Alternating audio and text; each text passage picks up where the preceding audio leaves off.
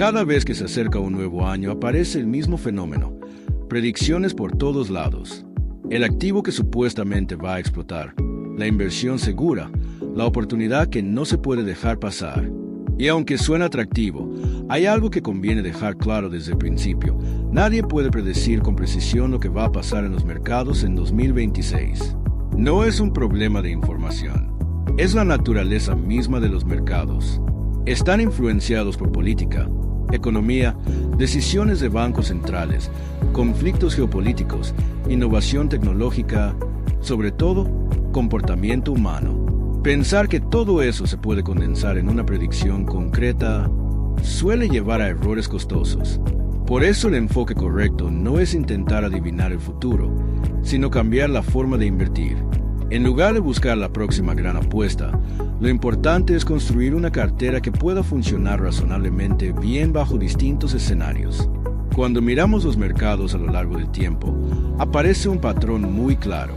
Cambian los activos, cambian los titulares y cambian los protagonistas, pero los ciclos se repiten. Periodos de crecimiento, periodos de crisis, fases de euforia y fases de miedo. Entender esto es clave, porque significa que no necesitamos acertar el momento exacto, sino estar bien posicionados a lo largo del ciclo. Invertir con evidencia implica apoyarse en datos históricos y no en opiniones. Analizar cómo se han comportado distintos activos en contextos de inflación, recesión o cambios en los tipos de interés. No para copiar el pasado, sino para entender probabilidades y rangos de comportamiento. Este enfoque no elimina la incertidumbre ni evita las caídas, pero sí reduce errores graves. Evita reaccionar al ruido del corto plazo y tomar decisiones impulsivas. Una cartera bien estructurada permite atravesar años buenos y años malos sin tener que cambiar de estrategia constantemente. Por eso, el objetivo de cara a 2026 no es saber que va a subir más, sino tener una estructura que no dependa de acertar una sola idea. Menos apuestas, más método. Menos predicciones, más planificación. Este es el punto de partida de todo lo demás. Antes de hablar de activos concretos o de oportunidades específicas, había que dejar clara esta base. En el siguiente capítulo vamos a analizar qué pasó realmente en 2025 y por qué ese contexto es clave para entender cómo posicionarse de forma inteligente en 2026. Si hay una palabra que define al 2025, esa palabra es volatilidad. Fue un año que puso a prueba incluso a los inversores más experimentados. Bolsas que caían con fuerza en cuestión de semanas, rebotes igual de rápidos, titulares contradictorios y una sensación constante de incertidumbre sobre hacia dónde se dirigía realmente la economía. En muchos mercados vimos caídas bruscas que no respondían a una sola causa. No fue solo inflación, ni solo tipos de interés, ni solo geopolítica. Fue una combinación de factores que se superpusieron. Tensiones comerciales, miedo a recesiones técnicas, dudas sobre el crecimiento global y decisiones de política monetaria que cambiaban el sentimiento del mercado casi de un mes a otro. Uno de los grandes protagonistas del año fue el llamado índice del miedo. Cada vez que aparecía un nuevo riesgo, real o percibido, este indicador se disparaba, reflejando algo muy importante. No solo se movían los precios, se movían las emociones. Y cuando las emociones dominan, el mercado deja de ser racional. Muchos inversores vivieron 2025 como una montaña rusa. Entraron en máximos por miedo a quedarse fuera, vendieron en mínimos por miedo a perder más, y luego observaron cómo los mercados rebotaban sin ellos. Esto no fue un fallo de información, fue un fallo de enfoque. Aquí es donde suele cometerse el error más común, pensar que 2025 fue un año anormal, que fue una excepción, que en 2026 todo volverá a la calma. Y aquí viene el giro importante, el que cambia la lectura por completo. 2025 no fue un accidente, fue un recordatorio de cómo funcionan realmente los mercados. La historia financiera está llena de años como este, años incómodos, confusos, emocionalmente desgastantes, años en los que no gana el que más sabe, sino el que mejor estructura tiene su cartera.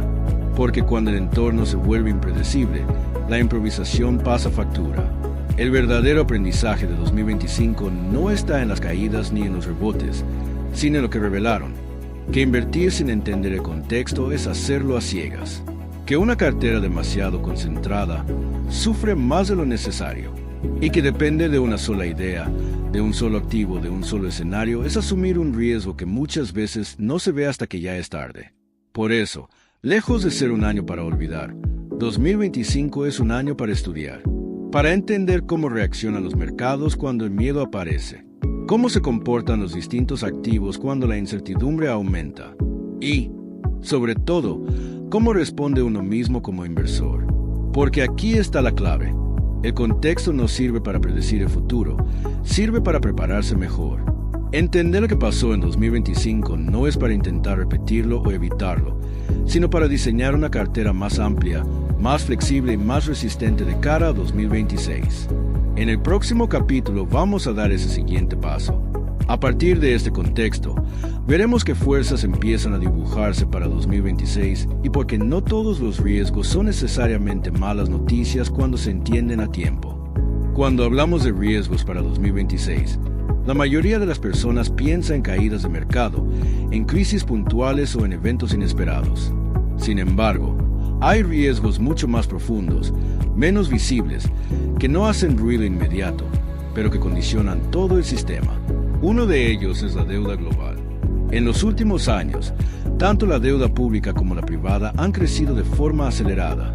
Gobiernos, empresas y hogares se acostumbraron durante mucho tiempo a financiarse a tipos muy bajos. El problema es que ese entorno cambió.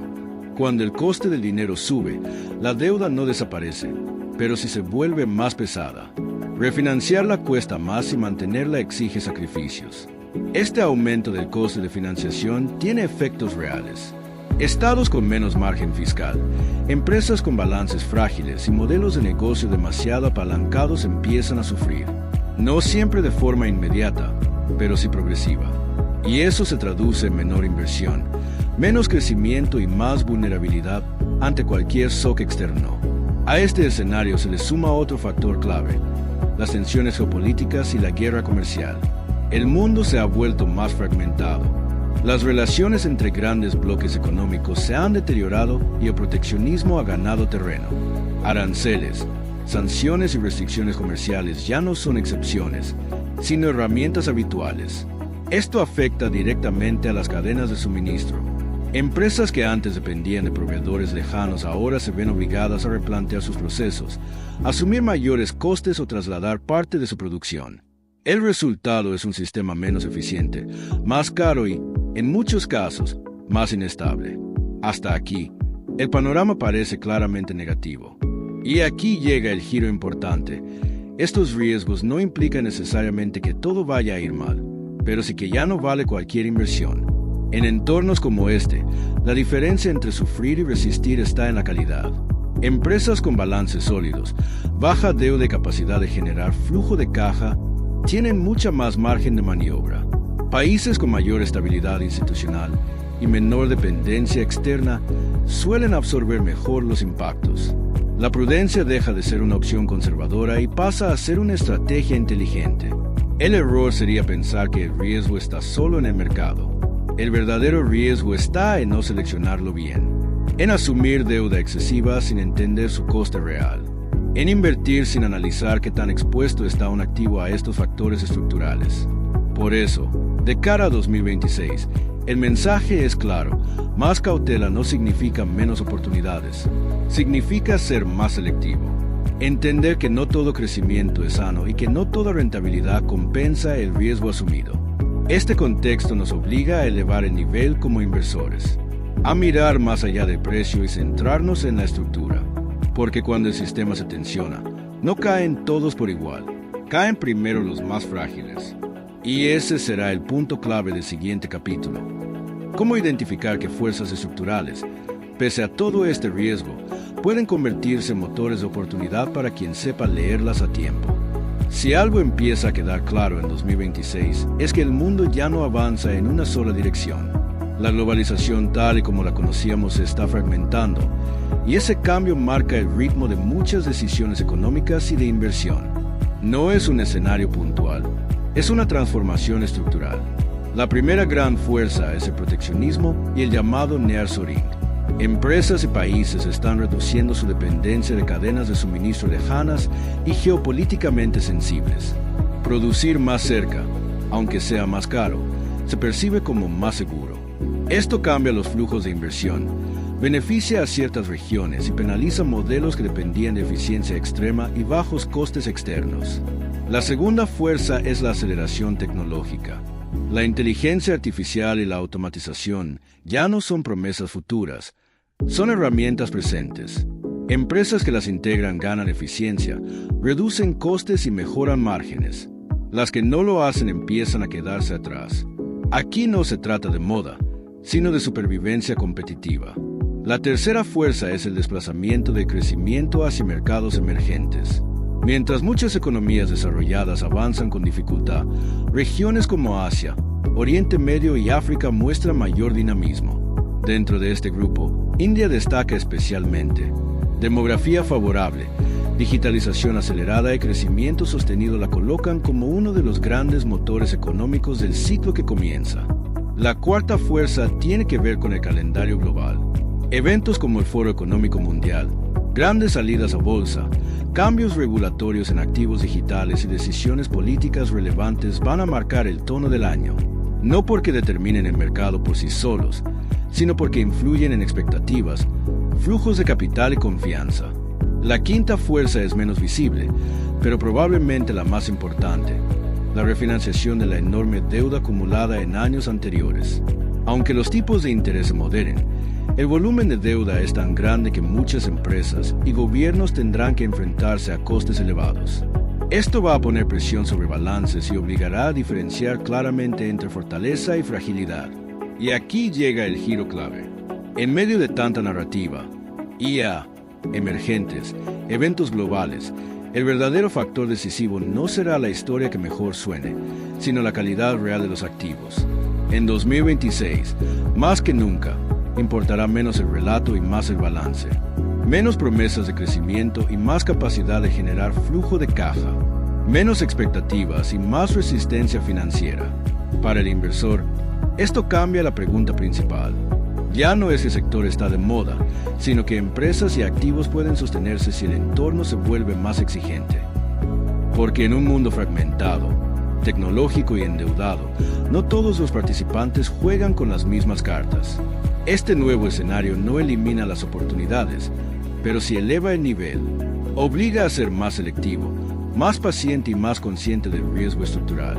Y esa será precisamente la base del siguiente paso: entender cómo construir una cartera que aproveche estas fuerzas sin quedar atrapada por ellas. Después de analizar el contexto, los riesgos estructurales y las fuerzas que empiezan a definir 2026, llega el momento de unir todas las piezas. Porque entender el entorno es importante, pero no suficiente. La verdadera pregunta es cómo se traduce todo eso en una estrategia de inversión concreta. Y aquí es donde aparece el concepto del Partenón de inversión. La idea es sencilla, pero poderosa. Así como el Partenón se sostiene sobre varios pilares y no sobre una sola columna, una cartera sólida no puede depender de una única fuente de retorno. El error más común del inversor es concentrar todo en una sola idea: un activo, un sector o un escenario económico. Mientras funciona, parece brillante. Cuando deja de hacerlo, el daño es inmediato. Este enfoque propone trabajar con 6 pilares distintos, no como una lista de productos que hay que comprar, sino como fuentes de retorno con comportamientos diferentes. Cada pilar responde de forma distinta a los ciclos económicos, a los cambios de tipos de interés y a los eventos inesperados. Esa diferencia es precisamente lo que da estabilidad al conjunto. Y aquí hay un punto clave que conviene aclarar. No es necesario tener los 6 pilares desde el primer día. De hecho, para la mayoría de personas, empezar con 2 o 3 bien entendidos es más que suficiente. El objetivo no es complejidad, es resiliencia. Evitar que toda la cartera dependa de que una sola cosa salga bien. Aquí llega el giro importante. Mucha gente cree que diversificar es repartir el dinero entre muchos activos. Y no es así. Se puede tener 10 inversiones distintas y seguir estando mal diversificados si todas reaccionan igual ante el mismo problema. La diversificación real no se mide por cantidad, sino por comportamiento. Cuando los pilares están bien elegidos, ocurre algo interesante. En momentos de tensión, mientras uno sufre, otro aguanta, y mientras uno se estanca, otro puede avanzar. No porque se sepa que va a pasar, sino porque se acepta que no se sabe y se construye en consecuencia. Este enfoque cambia la forma de vivir la inversión. Se deja de estar pendiente de acertar y se pasa a gestionar. Se deja de buscar el activo perfecto y se empieza a diseñar un sistema. Y los sistemas, a diferencia de las apuestas, no necesitan precisión absoluta para funcionar. Cuando se habla de inversión, la bolsa suele ser el primer lugar al que miran la mayoría de personas. Y no es casualidad. A largo plazo, la renta variable ha sido una de las principales fuentes de creación de patrimonio. Pero aquí aparece una distinción clave. No todas las formas de invertir en bolsa son iguales, ni sirven para los mismos perfiles. Dentro de este primer pilar podemos hablar de 3 grandes estrategias, cada una con un propósito distinto, pero complementario. La primera es la indexación, muchas veces implementada a través de fondos indexados o robo-advisors. Esta estrategia parte de una idea muy clara. Es extremadamente difícil batir al mercado de forma consistente, así que en lugar de intentar hacerlo, lo replicamos. Es simple, eficiente y requiere muy poco tiempo y conocimiento. Para quien empieza, o para quien no quiere complicarse, es una base sólida. Aportaciones periódicas, costes bajos y disciplina. No hay decisiones constantes, y eso es una ventaja enorme. La segunda estrategia es la inversión en dividendos. Aquí el enfoque cambia. No se busca solo que el precio suba, sino que el activo genere ingresos de forma recurrente. Empresas que reparten dividendos suelen ser más maduras, más estables. Históricamente, tienden a caer menos en mercados bajistas. Esto no las hace inmunes, pero sí más resistentes. Además, los dividendos aportan algo muy importante: tranquilidad psicológica. Ingresos que llegan incluso cuando el mercado no acompaña. La tercera estrategia es la inversión value, es decir, comprar activos por debajo de su valor razonable. Aquí ya hablamos de análisis, de entender balances, modelos de negocio y expectativas. No es para todo el mundo, porque exige tiempo, criterio y paciencia, pero bien aplicada, permite aprovechar ineficiencias de mercado y obtener retornos superiores cuando el precio y el valor se vuelven a encontrar. Hasta aquí, todo parece una elección entre estilos. Y aquí llega el giro importante. El mayor error no es elegir mal una de estas estrategias, sino abandonarla en el peor momento.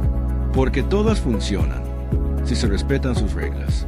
Por eso hay 2 principios que actúan como ancla conductual en este pilar. El primero son las aportaciones recurrentes. Invertir de forma periódica reduce el impacto del miedo y elimina la necesidad de acertar el timing. El segundo es el horizonte largo. La bolsa premia la paciencia, no la prisa.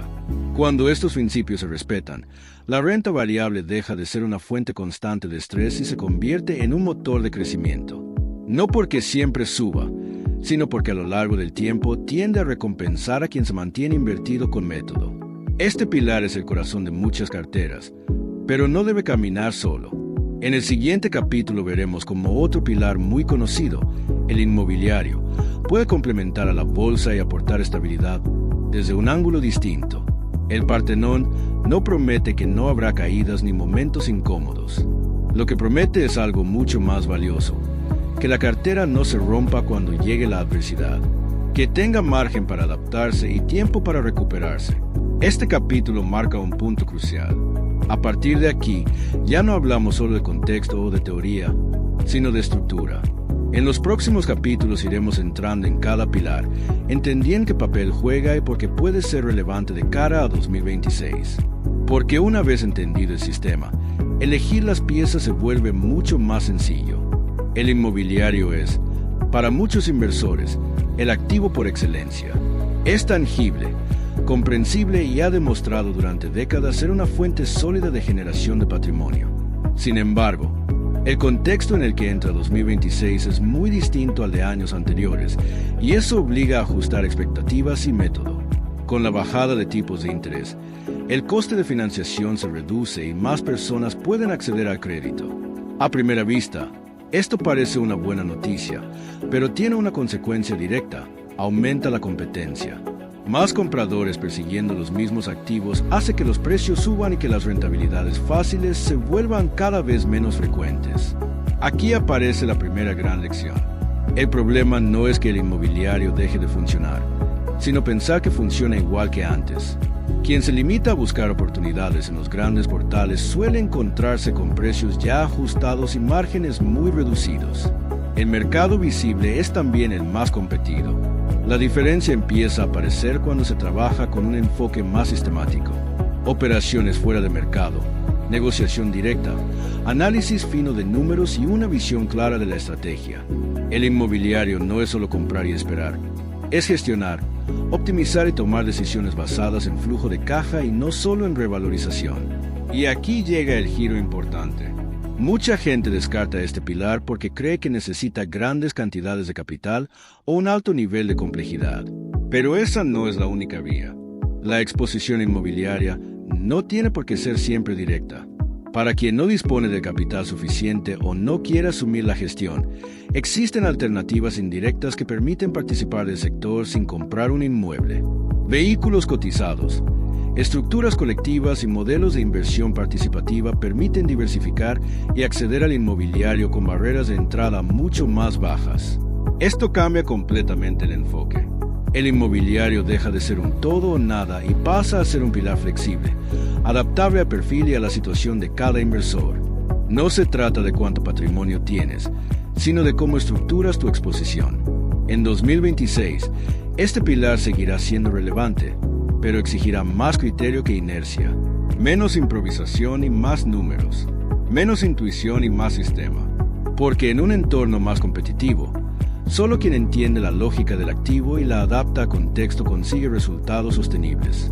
En el siguiente capítulo daremos un salto a un pilar muy distinto, uno que genera opiniones encontradas, pero que ya no puede ignorarse en una cartera moderna: las criptomonedas, su papel dentro de una estrategia bien gestionada.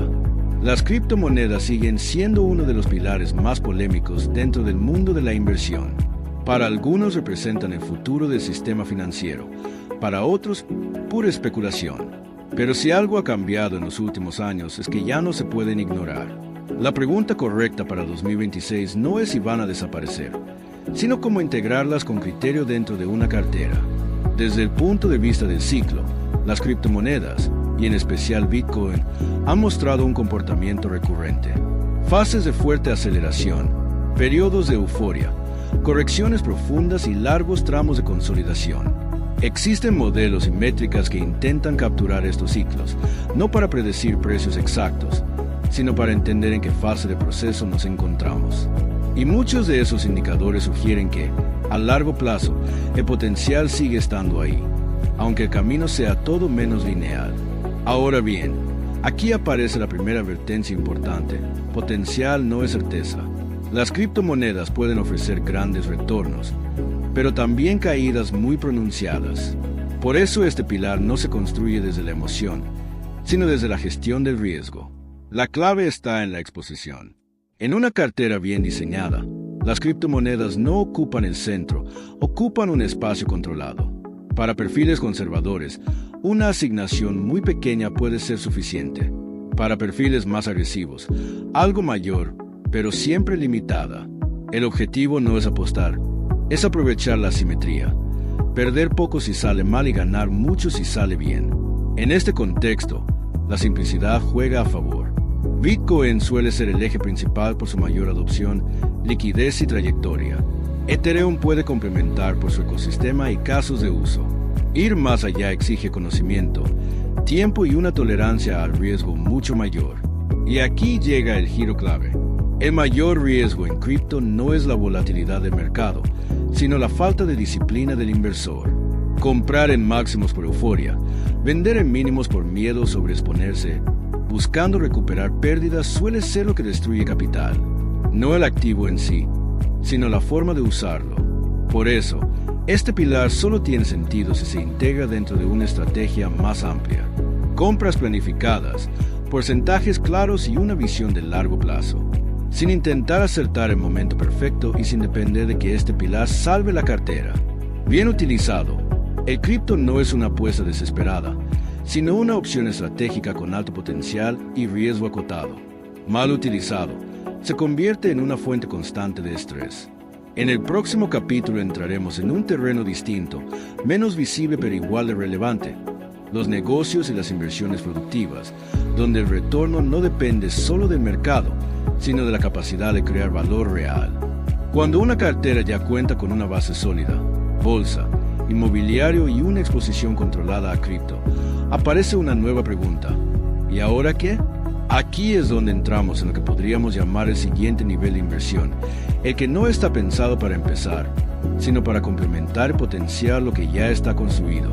Este nivel incluye dos pilares muy distintos, pero con algo en común: los negocios y las inversiones alternativas. En el caso de los negocios, existen varias vías. La primera es el negocio propio. Aquí el retorno no depende del mercado, sino de la capacidad de crear valor. Es una inversión de tiempo, energía y, en muchos casos, dinero. El potencial es alto, pero también lo es la exigencia. No es pasiva y no es inmediata. La segunda vía son las franquicias o negocios delegados. Permiten entrar en modelos ya probados, pero requieren capital, gestión y una buena selección del equipo humano. Reducen ciertos riesgos, pero no los eliminan. La tercera opción es la inversión en startups. Aquí el riesgo es claramente elevado. La mayoría de proyectos no llega a consolidarse, y eso hay que asumirlo desde el principio. El objetivo no es acertar siempre, sino que unas pocas inversiones compensen las que no funcionen. Este tipo de inversión solo tiene sentido cuando se hace con diversificación y con capital que se puede permitir perder. Hasta aquí, el mensaje parece claro: alto riesgo, alto potencial. Y aquí llega el giro importante. El mayor error no es que estas inversiones fallen, sino incorporarlas demasiado pronto. Sin una cartera base, el riesgo se amplifica y el impacto emocional se vuelve difícil de gestionar.